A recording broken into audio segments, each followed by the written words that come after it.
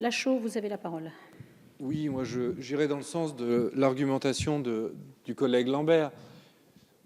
Je ne sais pas si vous avez regardé l'émission Cache Investigation de mardi, mais on voit bien le poids des lobbies du plastique, leur haine de cette loi de 2016 qui interdisait en France la commercialisation de produits plastiques, parce que bien évidemment, c'est le pollueur qui est responsable et ce n'est pas le fabricant de l'objet qui pollue. Et donc là, nous sommes dans la même logique et donc nous voyons le poids des lobbies sur notre Assemblée, car cet amendement, je suis désolé, mais il est l'expression même de l'intérêt des industriels et absolument pas l'intérêt qu'il ne représente absolument pas l'intérêt général, parce qu'un industriel, s'il doit changer ses modes de production pour pouvoir continuer à exercer son activité, eh bien il change ses modes de production et il a le temps de le faire en 18 mois.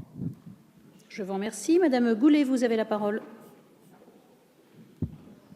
Je pense que vous n'avez pas très bien écouté. Je ne vous dis pas qu'il ne faut pas y aller. Je ne vous dis pas que je ne veux pas y aller. Je vous dis qu'à l'heure actuelle, il n'y a pas cette possibilité de remplacer en 18 mois par la partie compost domestique. On propose bien de faire évoluer pour rendre l'obligation d'avoir des pailles compostables industriellement.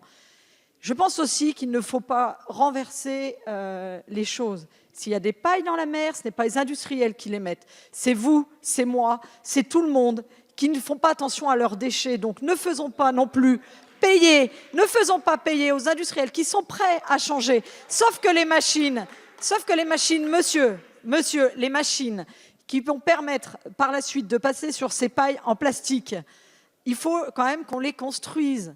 Laissons un petit peu de temps. C'est tout. Enfin, je ne remets pas du tout en cause, je suis d'accord avec vous. On demande juste qu'on passe par une phase intermédiaire de compost industriel en 2020 et compost domestique en 2023.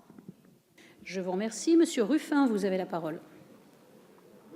Moi, je pouvais être mesuré, m'interroger sur quand est-ce qu'il faut le faire entrer, est-ce que ça met des emplois dans la difficulté immédiatement et ainsi de suite. Maintenant, même si mon cœur penche plutôt vers une action rapide. Mais là, le discours que vous nous recrachez, c'est quand même bizarre. Mais c'est vraiment le discours qu'on a eu par les lobbyistes de Cache Investigation. C'est exactement le même. Là, c'est mettre la responsabilité, faire tout pour mettre la responsabilité individuelle sur le consommateur qui achète et qui polluerait la nature, alors que...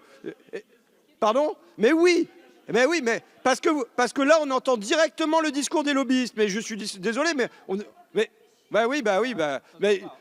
là, c'est de tout faire tout peser sur la responsabilité individuelle, alors que c'est comment on transforme la société pour que ça ne soit pas à l'individu d'agir bien ou d'agir mal.